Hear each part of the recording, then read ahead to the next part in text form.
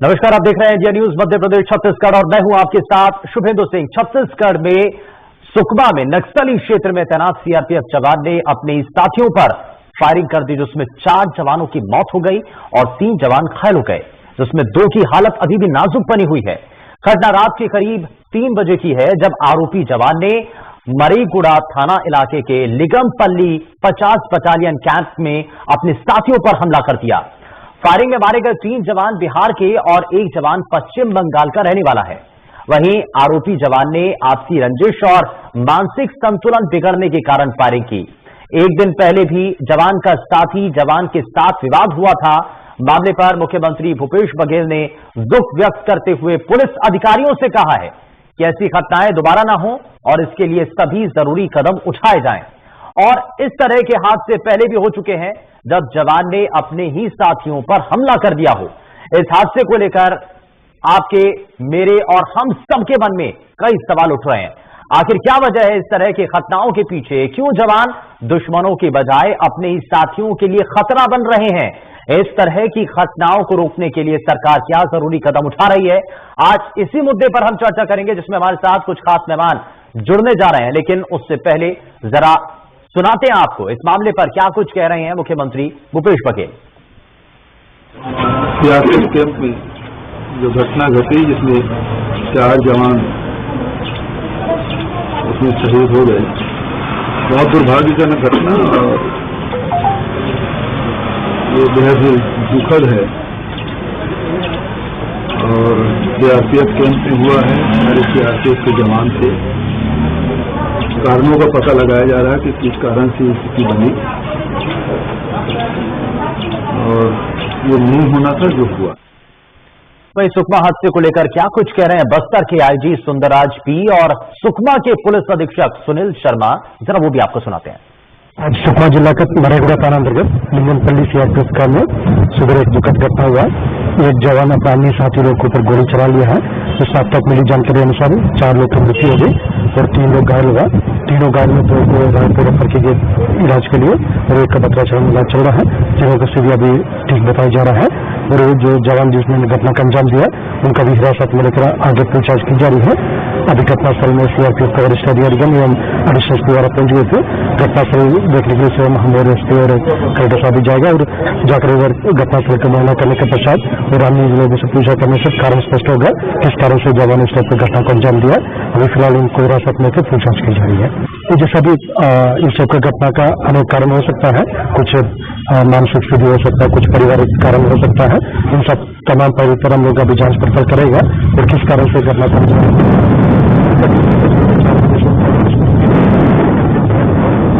जाने के पहले विश्राम कराएंगे, कुछ मानसिक स्थिति रहा होगा। इन सब तमाम विषय पर हम लोग जांच पड़ताल कर रहे हैं। उसके बाद ही घटनाक्रम का पूरा कारण सामने स्पष्ट आएगा। मरेगुड़ा थाना अंतर्गत लिंगमपल्ली कैंप में एक जवान के द्वारा अपने साथी जवानों पे फायरिंग की गई है। इसमें फिर तस्दीक की गई तो पता चला कि इसमें 7 जवानों को गोली लगी थी। इसमें 2 जवान मौके पे ही खत्म हो गए थे। उसके बाद शिफ्टिंग के दौरान, इलाज के दौरान 2 जवान और खत्म हो गए। कुल 4 जवान हमारे इसमें खत्म हो गए और बाकी 3 जवानों को हम लोग रायपुर शिफ्ट किए हैं बेहतर इलाज के लिए, सीआरपीएफ और जिला पुलिस मिलकर।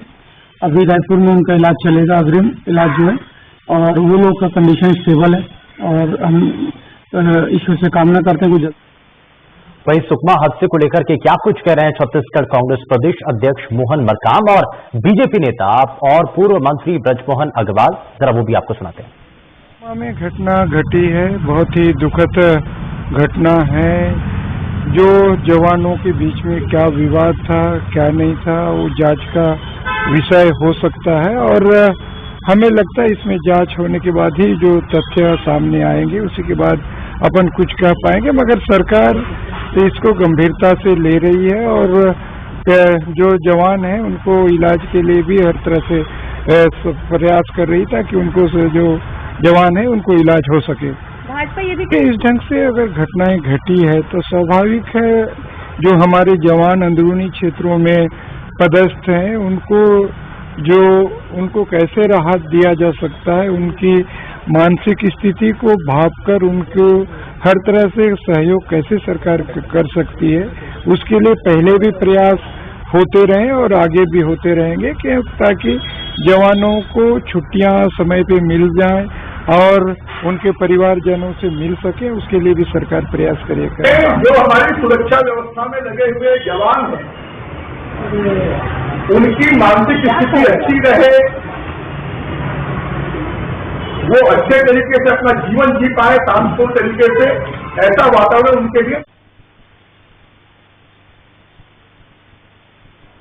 तो यहाँ आपने अलग अलग राजनीतिक रूप से इस पर बयान भी सुने हैं। इस पे कांग्रेस पार्टी के नेताओं का क्या कहना है, भारतीय जनता पार्टी के नेता इस पर क्या कह रहे हैं, वो हमने आपको दिखाया। लेकिन बड़ा चिंता का कारण भी है, आखिर क्यों अपने साथियों के साथ ही जो जवान हैं वो इस तरीके से हमले कर रहे हैं और साथियों के लिए खतरा आखिर क्यों ये जवान बन रहे हैं, ये अपने आप पे बड़ा सवाल बना हुआ है।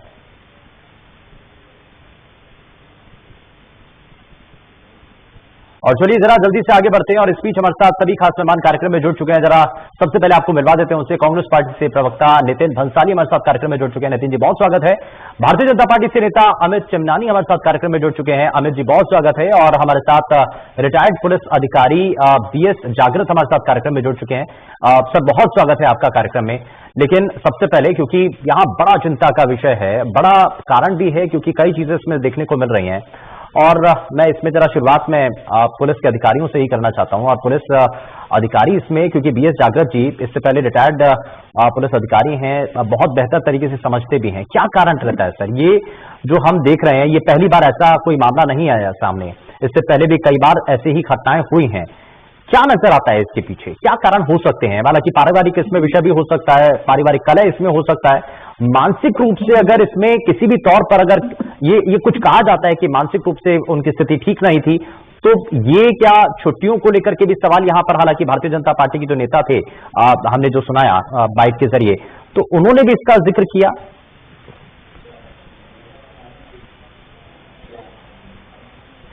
BS जागृत जी।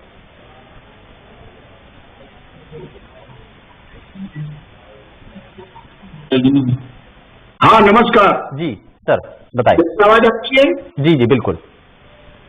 देखिए ऐसी कहावत है, और आज से 2500 साल पहले गौतम बुद्ध जी ने कहा था राजा प्रसेनजीत से, जिस राज्य का, जिस देश का राजा कुशल प्रशासक हो, चरित्रवान हो, व्यक्तित्वशील हो, और वो अपनी जनता के ऊपर नियंत्रण रखे, उसके दुख सुख का साथी हो, तो उसके राज्य में बड़ी घटना घट सकती है। ठीक इसी प्रकार जो आज घटना घटी है, कमांडेंट की एक बहुत बड़ी जिम्मेदारी बनती है, जैसा कुछ सुनने में आया है कि यदि उसकी मानसिक स्थिति नहीं है तो ऐसे व्यक्ति के इलाज के लिए छुट्टी पे छोड़ देना चाहिए, या उसके परिवार में कोई बड़ी घटना घट गई हो तो छुट्टी के लिए उसे छोड़ देना चाहिए। अवकाश की बहुत बड़ी बाध्यता के कारण तनाव आ जाता है, इसलिए इस प्रकार की घटनाएं होती है। लेकिन आपको एक बहुत अच्छा उदाहरण बताता हूँ जी। BSF, ITBP और सेना के और भी बहुत से अंग हैं, वहां इस प्रकार की घटनाएं बहुत कम दिखाई देती है। तो जो नियम है, जो छुट्टी के लिए बहुत से लोग आए हैं, बिना अपनत्व की भावना से पारदर्शी होकर छुट्टी पर छोड़ा जाए। यदि ऐसी शिकायत कमांडेंट को मिलती है कि कोई 8-10 जवानों को बहुत तेज बुखार है, उनकी मानसिक स्थिति नहीं है, तो उसको उसी दिन उपचार के लिए दूर भेज देना चाहिए, उनके अवकाश दे देना चाहिए। उनके परिवार को इंटीमेट किया जाना चाहिए ताकि वो अपने परिवार से मिल सके, इलाज करा सके, अपनी मानसिक स्थिति दूर कर सके। तो इस प्रकार की घटनाएं नहीं।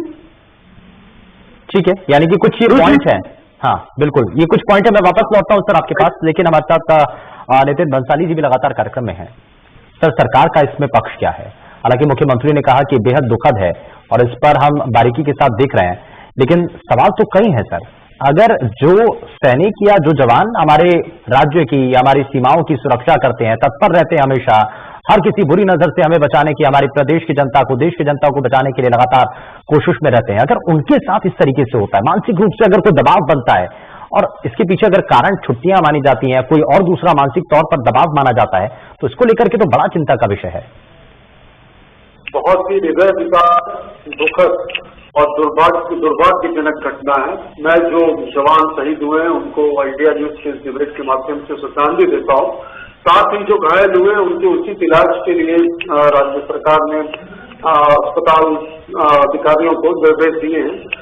ठीक कहा आपने, घटना बहुत ही निंदनीय है, ऐसी घटना नहीं होनी चाहिए। लेकिन मैं ये बता दूं आपको, जागृत साहब भी बैठे हैं, कई चीजों को जागृत साहब ने भी अपनी सरकारी नौकरी में रहते हुए फेस किया होगा कि ये हिंसक हो जाना या आत्महत्या कर लेना ये किसी समस्या का समाधान नहीं है। अब जो जवान को हिंसक हुआ, वो सीआरपीएफ का जो कैंप था वहां पर उससे अचानक ऐसा कौन सा मानसिक तनाव था कि उसने AK-47 लेके अंधाधुंध फायरिंग शुरू कर दी। उसमें ऐसा कौन से तनाव में था, डिप्रेशन में था या ऐसी कौन सी बात थी? ये बहुत गंभीर जांच का विषय है। सरकार संवेदनशील है इस मसले पर, क्योंकि ये जवानों से जुड़ा मामला है, हमारे प्रदेश के, हमारे देश के। और इस विषय पर जब जांच हो जाएगी, जिसकी जो आरोपी था, जिस जवान ने ये फायरिंग की है, वो गिरफ्तार किया जा चुका है। हमारे कलेक्टर, SP और IG घटना स्थल पर पहुंच चुके हैं और इस विषय पर जांच जारी है। जांच होने के बाद ये पता चलेगा कि किस वजह से वो व्यक्ति अवसाद में जाकर, डिप्रेशन में जाकर या किसी और वजह से, किस वजह से जवान ने ये जघन्य में हत्या की सुबह 4 बजे जवानों की। तो जांच के बाद ये चीजें क्लियर होगी और किसी भी तरह से इस तरह की घटनाओं की पुनरावृत्ति न हो, इसके लिए राज्य सरकार संवेदनशील है और आगे भी इस और ऐसी घटनाएं न हो, इस पर प्रयास किया जाए। सर, लेकिन कहने भर से थोड़ी होता है। बड़ी चीज तो ये है कि अब इसके लिए क्या बदलाव होने जा रहा है आगे ऐसी घटना, क्योंकि ऐसा मैं इसलिए कह रहा हूँ सर सुनिए सर नितिन भंसाली जी, मैं ऐसा इसलिए कह रहा हूँ क्योंकि ये बीजापुर के इसी तरीके से कैंप में हुआ, नारायणपुर के ITBP कैंप में इसी तरीके से 6 लोगों की फायरिंग के दौरान मौत हो जाती है। जगदलपुर हमले में भी एक जवान की मौत हो गई थी, एक शख्स इसमें भी घायल हुआ था। तो ऐसे ये मौजूदा वक्त में सिर्फ एक मामला नहीं है, दंतेवाड़ा में भी CRPF जवान की सोते हुए उसके ऊपर फायरिंग कर दी जाती है। तो ये सिलसिलेवार तरीके से कई घटनाएं हुई हैं सर। ये सारी घटनाएं दुखद है। कोई नहीं चाहता ऐसी घटना हो। और मैंने जैसा कि कहा कि हिंसक हो जाना या आत्महत्या कर देना किसी भी समस्या का समाधान नहीं है। आज देखिए तो हर व्यक्ति किसी न किसी भार में जी रहा है। हमें उस तकलीफों को पेश करना चाहिए, हमें हमारे मन की बात लोगों से करनी चाहिए, उस अधिकारियों को बताना चाहिए कि हमें इस तरीके की तकलीफ है। मैं नहीं मानता कि अधिकारियों तक यदि कोई बात जाए और कोई उसके समाधान की और बात ना करे, कम से कम राज्य पुलिस की तो मैं गारंटी लेता हूँ। देखिए हमने स्पंदन कार्यक्रम चलाया है जो सिर्फ इसी वजह से चला है, आत्महत्या और जो आपस में वाद विवाद होते हैं जो कैंपों में, इसके समाधान के लिए जवानों और अधिकारियों के लिए राज्य पुलिस ने स्पंदन कार्यक्रम शुरू किया। इसके तहत योगा, म्यूजिक और टेम्परेचर से किस तरीके से उन्हें बाहर निकाला जाए, इस विषय में लगातार कार्यक्रम ऑर्गेनाइज किए जा रहे हैं। और DGP के माध्यम से सारी रेंज के IG को ये निर्देशित किया गया है कि वो इस कार्यक्रम को बखूबी वहां पर चलाए और जो अधिकारी भी ऐसे डिप्रेशन की हालत में या जो जवान हमारे हैं वहां पर जो काम कर रहे हैं, यदि किसी भी तरीके की परेशानी में, डिप्रेशन में या अवसाद में है तो उसे कैसे दूर किया जाए। खुद DGP भी हर महीने में 2 बार अधिकारियों से और जवानों से 1-to-1 हो रहे हैं। बीच में कई बार ऐसी बातें भी आई, परिवार के सदस्यों ने भी DGP को कॉल कर अपनी समस्याएं बताई कि हमारे सर, लेकिन हम ये जानते भी हैं और समझते भी हैं कि कितना ऐसा संभव हो पाता है। मैं जरा BS जागृत जी से भी इस पर मैं रिएक्शन लूंगा, लेकिन मैं जरा अमित चिमनानी में जरा जल्दी से एक रिएक्शन लेना चाहता हूं कि साथियों के साथ जो लोग रहते हैं, जो जवान हैं, आज उन्हीं को अपने साथियों से खतरा होने लगा है। ये किस तरफ जा रहे हैं और क्या इसके संकेत हैं? सरकार की तरफ से कांग्रेस पार्टी के प्रवक्ता ये कह रहे हैं कि इसके लिए सरकार तो पूरी तरीके से प्रतिबद्ध है, कोशिश कर रही है कि ऐसी आगे पुनरावृत्ति ना हो, ऐसे घटनाएं आगे ना हो सके। लेकिन क्या इसमें आपको नजर आता है? जो लोग शहीद हुए उनके परिवारों के प्रति संवेदनाएं व्यक्त करता हूँ BJP की तरफ से। और ये घटना सिर्फ 4 लोग शहीद हो गए वहां पर खत्म नहीं हो जाती। आज इस माहौल को समझने की जरूरत पड़ेगी कि अब जो जवान काम कर रहे हैं उनके मन में क्या दहशत आ गई है। क्या वो ये सोचने लगे हैं कि वो खुद सुरक्षित नहीं है तो वो जनता की सुरक्षा दुश्मनों से कैसे करेंगे। एक बहुत बड़ा माइंडसेट बदल जाता है जब इस प्रकार की घटनाएं होती हैं। और ये जो भी हमारे साथी थे जिन्होंने इस कदम को उठाया, ये मनोवैज्ञानिक तौर पर एक दिन का अगर उनके साथ कोई दुर्व्यवहार हुआ, उनके साथ कोई गलत काम हुआ, वो नहीं ऐसा कदम उठाते। लगातार अगर उनका शोषण हो रहा है, लगातार उनको ध्यान नहीं दिया जा रहा है और बहुत ज्यादा वो निराश और हताश हो गया और अंततः उन्होंने ये कदम उठा लिया, तभी ये होता है। मतलब सरकार का नेग्लिजेंसी का जो काम है वो एक दिन का नहीं है, निरंतर नेग्लिजेंसी हो गया। जो साथी कार्यक्रम चलते हैं, हुआ क्या सर? कार्यक्रम चलते हैं, बता रहे हैं कि 1 to 1 उनसे बात होती है, कराया जाता है, या जो भी वो बता रहे हैं कि 2-2 महीने में ऐसा होता है। अगर वो चीज कारगर होती तो आज ये घटना नहीं होती ना। जो काम सरकार कर रही है वो कहीं न कहीं नाकाफी साबित होती है और इन घटनाओं की पुनरावृत्ति बार बार हो रही है। तो सरकार कह रही है एक तरफ हम संवेदनशील हैं और कार्यक्रम भी करवा रहे हैं और कुछ हम प्रयास भी कर रहे हैं, लेकिन आपका प्रयास सफल नहीं हो रहा है। ठीक है, तो इससे न सिर्फ बेगुनाह लोग मारे गए, बल्कि अब पूरे के पूरे कैंप में, पूरे महकमे में जो भी सुरक्षा कर्मी। ठीक है, नितिन बंसाली जरा जवाब देंगे। नितिन बंसाली जवाब देंगे। सर, ये सवाल ये है कि अगर सामंजस्य बन चुका था, आप जो कह रहे हैं कि ऐसे कैंप लगाए जा रहे हैं, आपस में कोऑर्डिनेशन बना हुआ है, तो ऐसी घटनाएं तो नहीं होनी चाहिए और एक के बाद एक सिलसिलेवार तरीके से कई घटनाएं होना, ये तो अपने आप पे कई सवाल खड़े करती है और यही तो अमित चिमनानी कह रहे हैं, भारतीय जनता पार्टी के नेता कह रहे हैं। देखिए, मैं राजनीति नहीं चाह रहा था पर इन्होंने राजनीतिक जब तक छेड़ दी, क्योंकि राजनीतिक व्यक्ति हूँ तो राजनीतिक बात ही करूँ।